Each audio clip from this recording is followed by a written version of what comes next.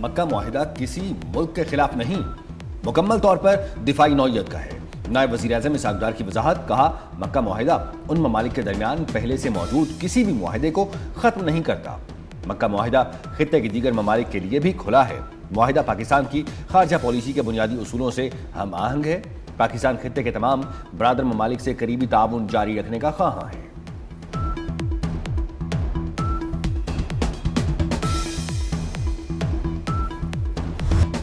مکہ دفاعی معاہدہ ایران یا کسی اور ملک کے خلاف نہیں، جب تک رکن ممالک پر حملہ نہیں ہوتا کوئی ملک ہدف نہیں ہوگا۔ ترکیہ کے وزیر خارجہ حکان فیدان نے واضح کر دیا، کہتے ہیں ترکیہ پاکستان اور سعودی عرب کے درمیان دفاعی معاہدہ تکنیکی طور پر نیٹو کے آرٹیکل 5 جیسا ہے۔ دفاعی معاہدے کے تحت وزراء خارجہ کی ایک کمیٹی اور جنرل سیکریٹریٹ بھی قائم کیا جائے گا۔ معاہدے میں مصر کی شمولیت کا امکان ہے۔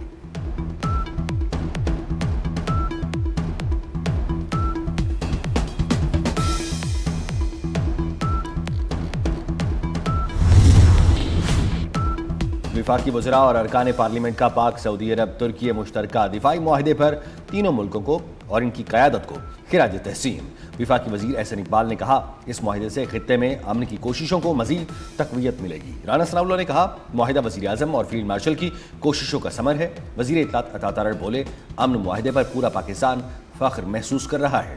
وزیر اعظم اور فیلڈ مارشل نے معاہدے کے لیے تاریخی کردار ادا کیا۔ اویس لغاری نے کہا، معاہدہ دشمنوں کے آگے فولادی دیوار ثابت ہوگا۔ شیزہ فاطمہ بولیں، وزیر اعظم اور فیلڈ مارشل کی کوششوں سے پاکستان کو اقوام عالم میں باعزت مقام حاصل ہوا۔ وفاقی وزیر طارق فضل چودھری نے تاریخی معاہدے پر قوم کو مبارکباد پیش کی۔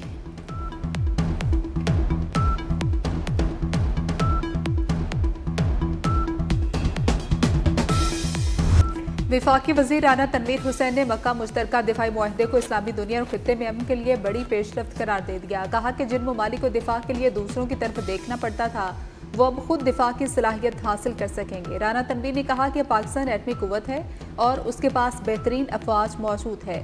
مکہ مکرمہ مسلمانوں کا اہم ترین مرکز ہے۔ آنے والے دنوں میں پاکستان کے مزید کئی اسلامی ممالک کے ساتھ معاہدے ہونے جا رہے ہیں۔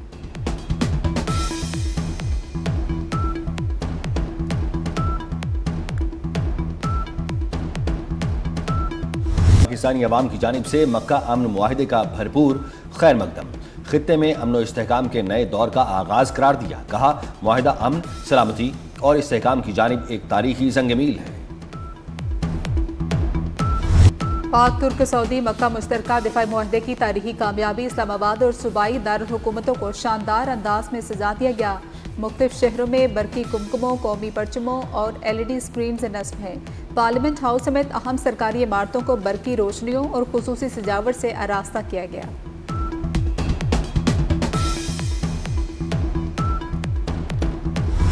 بلوچستان میں سیکیورٹی فورسز کی کامیاب کارروائیاں، 15 خوارج جہنم واصل۔ انٹیلیجنس بیسڈ کارروائیاں آپریشن رد الفتنہ 3 کے تحت مستونگ، بولان، واشک، اواران، سبی، خزدار، ہرنائی اور نوشکی میں کی گئی۔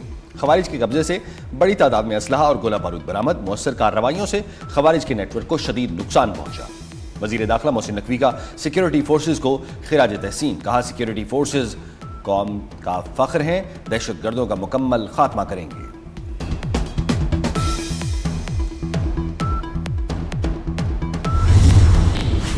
چیئرمین پاکستان پیپلز پارٹی بلاول بھٹو زرداری سے چیئرمین سینٹ یوسف رضا گیلانی کی ملاقات۔ ملکی سیاسی صورتحال اور پارلیمانی امور پر تبادلہ خیال۔ دونوں رہنماؤں کی موجودہ سیاسی حالات اور باہمی دلچسپی کے دیگر اہم معاملات پر بھی گفتگو۔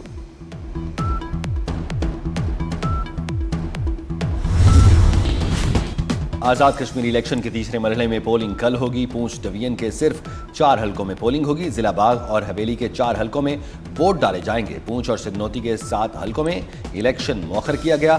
پولنگ کا شیڈیول بعد میں جاری ہوگا۔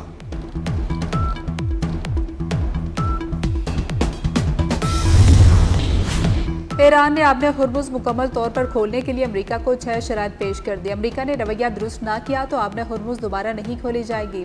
سیکرٹری قومی سلامتی کونسل محمد باقر ذوالقدر نے خبردار کر دیا، کہا کہ کبھی بھی اور کسی بھی زبان میں ایران کو دھمکایا نہ جائے، ایرانی قوم کے تقدس کی توہین نہ کی جائے۔ پابندیوں کے خاتمے، منجمد اثاثے جاری کرنے، بحری ناکہ بندی ختم کرنے اور نقصان کے ہرجانے کا مطالبہ۔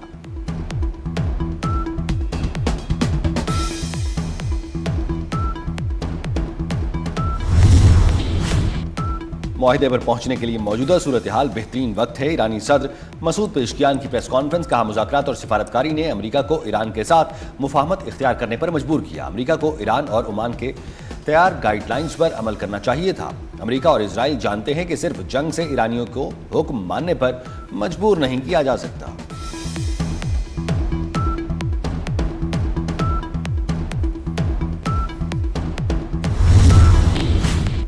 امریکہ مفاہمت کی یادداشت کی خلاف ورزیوں کا ازالہ کرے، ایرانی وزیر خارجہ عباس عراقچی کا مطالبہ۔ کہا کہ موجودہ صورتحال امریکہ کی جانب سے مفاہمت کی یادداشت کی خلاف ورزی کا نتیجہ ہے۔ آپ نے ہرمز میں عارضی جہاز رانی کے راستے سے متعلق عمان کے ساتھ معاہدے کے بہت قریب ہیں۔ مسلح افواج نے اپنے ہرمز میں نیا راستہ تلاش کر لیا۔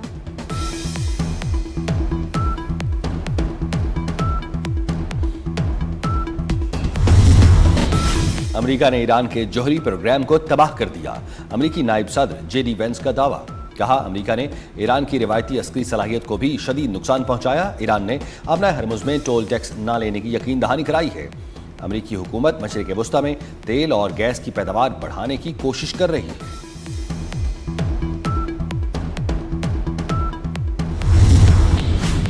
سپریم لیڈر بننے کے بعد مجتبیٰ خامنہئی کی درس دیتے ہوئے ویڈیو جاری۔ ایرانی سرکاری میڈیا پر جاری مجتبیٰ خامنہئی کی ویڈیو میں تاریخ اور مقام نہیں بتایا گیا۔ وفاقی وزیر داخلہ محسن نقوی کا لاہور ایئرپورٹ کا اچانک دورہ، امیگریشن پروسیس کا جائزہ لیا۔ مسافروں کی امیگریشن کے لیے انتظامات مزید بہتر کرنے کی استدعا پر فوری ایکشن۔ کہا مکمل سفری دستاویزات والے کسی مسافر کو نہیں روکا جائے گا۔ مسافر کی ایجنٹ کی جانب سے رقم لینے کی شکایت پر وزیر داخلہ کا موقع پر نوٹس، کیس ڈائریکٹر FIA کے سپرد، ایجنٹ کی گرفتاری کا حکم۔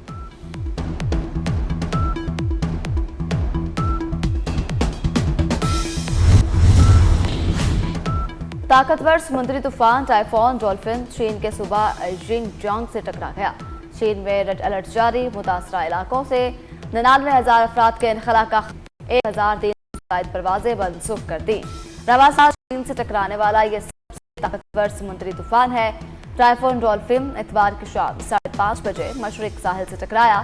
طوفانی ہوا نئے صوبوں کے شوشے چھوڑنے سے مسئلے حل نہیں ہوں گے۔ کراچی درست سمت میں آگے بڑھ رہا ہے، پروپیگنڈا بند کریں۔ میئر کراچی مرزا وہاب کی لانڈھی میں سپورٹس کمپلیکس افتتاح کے موقع پر میڈیا سے گفتگو۔ کہا جب تک سیاسی استحکام نہیں آئے گا، معاشی استحکام نہیں آئے گا۔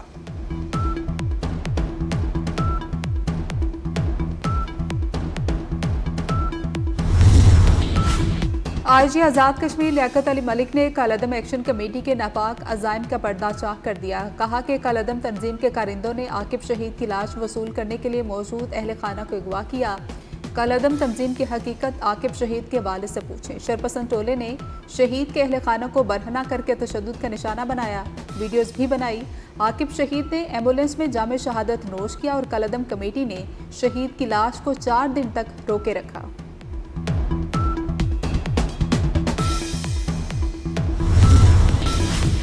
افغان طالبان رجیم کی بدعنوانی کی ایک اور داستان، امریکی تھنک ٹینک جیمز ٹاؤن نے حقائق سے پردہ اٹھا دیا۔ رپورٹ کے مطابق طالبان رجیم نے افغانستان کی معدنی دولت کو قومی خزانے کے بجائے اپنی تجوریاں بھرنے کے ذریعے بنایا۔ طالبان رجیم افغانستان کی $1 ٹریلین سے زائد معدنی دولت کو سیاسی کنٹرول کے لیے استعمال کرنے لگی۔ افغان طالبان رجیم کا معدنی ذخائر کے حصول کے لیے طاقت اور جبر کا بھی استعمال، مقامی آبادیاں بے دخل۔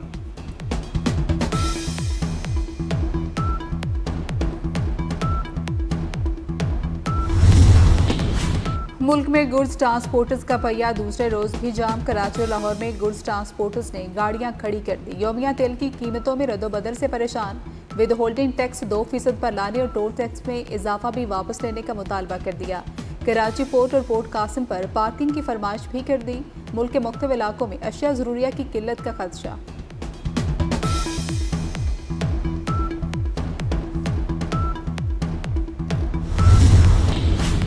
مونسون کا 5واں سپیل، لاہور سمیت پنجاب کے مختلف شہروں میں وقفے سے بارش۔ لاہور میں سب سے زیادہ 114 ملی میٹر بارش ریکارڈ۔ اسلام آباد میں مطلع جزوی ابرآلود بارش کی پیش گوئی۔ شہر قائد میں سورج اور بادلوں کی آنکھ مچولی۔ بلوچستان، بالائی خیبر پختونخوا، گلگت بلتستان اور آزاد کشمیر کے چند مقامات پر بارش کی پیش گوئی۔ محکمہ موسمیات کے مطابق بارش کا سلسلہ 13 اگست تک جاری رہے گا. پہاڑی علاقوں میں لینڈ سلائیڈنگ، ندی نالوں اور دریاؤں میں طغیانی کا خدشہ.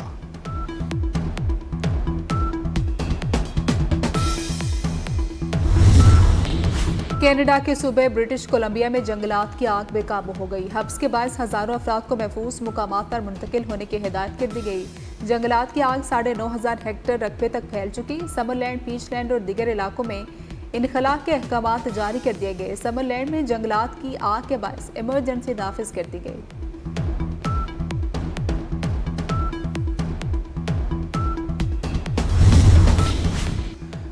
کولوراڈو میں ڈیموکریٹک سوشلسٹ امیدوار پرائمری الیکشن میں بھاری اکثریت سے کامیاب. ایتھوپین نژاد میلاد کیروش نے 15ویں بار منتخب رکن کانگریس ڈیانا ڈگیٹ کو شکست دی. میلاد کیروش نے ڈیموکریٹک پرائمری میں 13 پوائنٹس کی واضح برتری سے کامیابی حاصل کی. امریکی صدر نے ڈیموکریٹک سوشلسٹ کو امریکی نظام کے لیے بڑا خطرہ قرار دے دیا.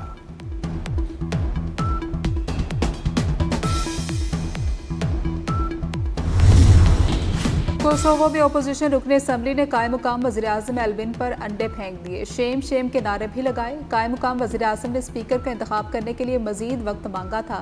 جون انتخابات کے بعد سے کوسوو میں اسپیکر کا انتخاب نہیں کیا جا سکا. اپوزیشن جماعتوں کا کہنا تھا کہ آئینی عدالت کی جانب سے دی گئی ڈیڈ لائن ختم ہو چکی. پارلیمنٹ کا سیشن غیر آئینی ہے.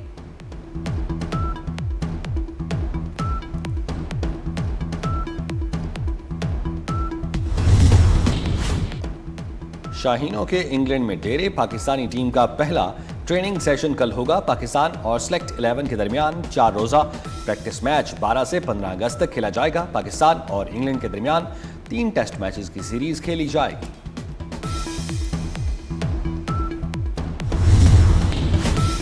قومی ہاکی ٹیم ورلڈ کپ میں شرکت کے لیے روانہ. ہاکی ورلڈ کپ 15 سے 30 اگست تک نیدرلینڈز اور بیلجیم میں کھیلا جائے گا. پاکستان ہاکی فیڈریشن نے ورلڈ کپ میں شرکت سے قبل کھلاڑیوں کو 2 کروڑ روپے کا الاؤنس بھی جاری کر دیا. رقم کھلاڑیوں کے اکاؤنٹس میں منتقل کر دی گئی. قومی ٹیم کے تمام لاجسٹک انتظامات مکمل.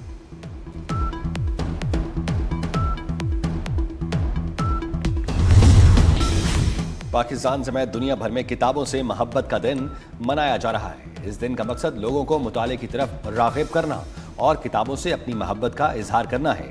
ڈیجیٹل دور میں کتابوں کی فروخت نہ ہونے کے برابر رہ گئی. پاکستان، سعودی عرب اور ترکیہ کا مکہ باہمی دفاعی معاہدہ. مکہ باہمی دفاعی معاہدے پر پاکستان کی جانب سے خصوصی نغمہ ہم سب ایک ہیں جاری کر دیا گیا. نغمے میں حرمین شریفین کی حفاظت اور خدمت کو ایک مشترکہ مقدس ذمہ داری کے طور پر پیش کیا گیا. جشن آزادی منائیں. 24 نیوز کے ساتھ قومی پرچم لہرائیں، وطن سے محبت کا اظہار کریں. جشن آزادی کی یادگار تصاویر اور ویڈیوز 24 نیوز کو بھیجیں. ہمارا نمبر آپ کی اسکرین پر ہے. آئیں مل کر پاکستان کی خوشیاں پوری دنیا تک پہنچائیں.